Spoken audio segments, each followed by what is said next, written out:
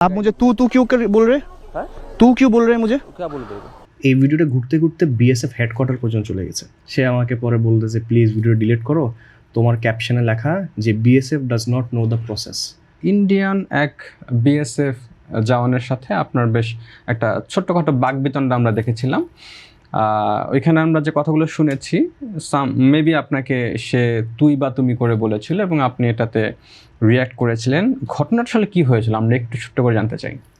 আচ্ছা, ঘটনা হচ্ছে এটা আমার 2022-এর ভিডিও আমি 2024-এ আপলোড করেছিলাম। তো 2022-এ আমি যখন অল ইন্ডিয়া ট্রিপ শেষ করে আমার দেশে ফিরছিলাম, তো বেনাপোল পেট্রাপোল বর্ডার দিয়ে যেহেতু বের হয়েছি, আমার ওই বর্ডার দিয়ে আবার ফেরা হচ্ছিল।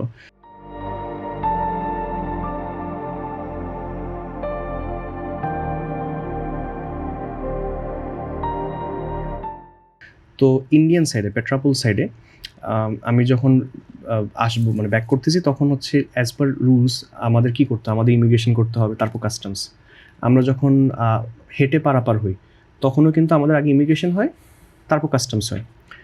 তো বাইকের ক্ষেত্রে কিন্তু একটু ভিন্ন, কারণ বাইক আপনার কিন্তু আগে ডিক্লেয়ার করতে হবে যে আপনি বাইক নিয়ে আসছেন।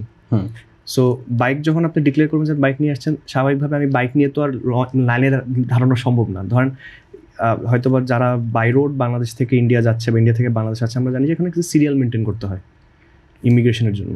তো আমি তো আর বাইক নিয়ে ইমিগ্রেশনের সিরিয়ালে মানে মানুষের মাঝামাঝি বাইক রাখতে পারবো না, এটা পসিবল না। আর অনেকেই কিন্তু যারা বিএসএফ আছে তারা কিন্তু বাইক নিয়ে আসা যাওয়াটার সাথে অভ্যস্ত না, কারণ এই বর্ডার দিয়ে খুব বেশি মানুষ আসা যাওয়া করে না। বাংলাদেশ থেকেও হাতে গোনা মানুষ কিছু আছে যারা ইন্টারন্যাশনাল ট্রাভেল করেছে নিজের বাইক নিয়ে। তো ওরা বুঝতেছে না যে আমি আসলে কী জন্য আসছি বাইক নিয়ে। তা আমি বললাম যে আমি বাইক নিয়ে আসছিলাম, আমি ফিরতেছি, তো আমি আগে কাস্টমসে যাব, বাইক ডিক্লারেশনের কথা বলবো, পরে ওরাই আমাকে বলবে যে হ্যাঁ কাস্টমস করে এরপর ইমিগ্রেশন করো, তাহলে ইজি হবে প্রসেসটা। কারণ আমার তো বাইক অনেক মাল সামান আছে, এগুলো তো দেখা যাচ্ছে আমি রেখে যেতে পারবো না। আগে কাস্টমসের পার্টটা ক্লিয়ার করে তারপর ইমিগ্রেশন হবে। তো আমি ওটাই ওকে বোঝাচ্ছিলাম। তো সে শুরু থেকে আমাকে দেখা যাচ্ছে প্রথমে আপ বলতে বলতে সে তু করে বলা শুরু করছে। তো 2-3 বার 4 বার কিন্তু সে আমাকে বলতেছে তুই, আমি সেটা নিয়ে খুব বেশি মাথায় নিইনি। হঠাৎ করে আমার কাছে মনে হচ্ছে সে বারবার একই কথা বলতেছে। আমি তাকে বুঝাইছি যে আমি জানি তুমি হয়তো বা জানো না প্রসেসটা বাইক নিয়ে আসা যাওয়ার ক্ষেত্রে। আমি আসা যাওয়া করি রেগুলার, আমার জানা আছে, তোমার টেনশন করতে হবে না। আমি যেভাবে করতে হয় সেভাবে করছি, তোমরা জাস্ট আমার বাইকটা পাহারালো, এতটুকুই হলেই হবে, বাইকটা এখানে রেখে যাচ্ছি। তো তখন সে বলতে যে মানে কি একটা যেন বললো যে না এই সেই। তা বললাম যে ভাই তুমি আমাকে তুই করে বলতেছো কেন বারবার? আমি আপনাকে আপনি করে বলতেছি। হ্যাঁ মানে এইভাবে বলছে मैं आपको आप करके बोल रहा हूँ, आप मुझे तू क्यों बोल रहे हो? তো সে বলছে তো क्या बोलूं, तू नहीं बोलूं तो क्या बोलूं, মানে এইভাবে একটা কথা মানে দেখা যাচ্ছে তর্ক বিতর্ক শুরু হয়। তো পরে সিনিয়র যারা আছে তারা ইন্টারভিন করছে। তারা ইন্টারভিন করার পর তারা বলছে কী হয়েছে? আমি বললাম যে সে আমাকে তু করে বলতেছে। সে আমার বলার কে এটা? আমি তো তাকে সম্মান দিয়ে কথা বলতেছি। তো অ্যাকচুয়ালি যেটা ল্যান্ড বর্ডার সাইডে আমাদের দেশ থেকে বলেন বা ওই পার্ট থেকে এই পার্ট থেকে, কিন্তু আমরা ল্যান্ড বর্ডার কেন ইউজ করি? এটা হচ্ছে কস্ট কাটিং একটা মেথড।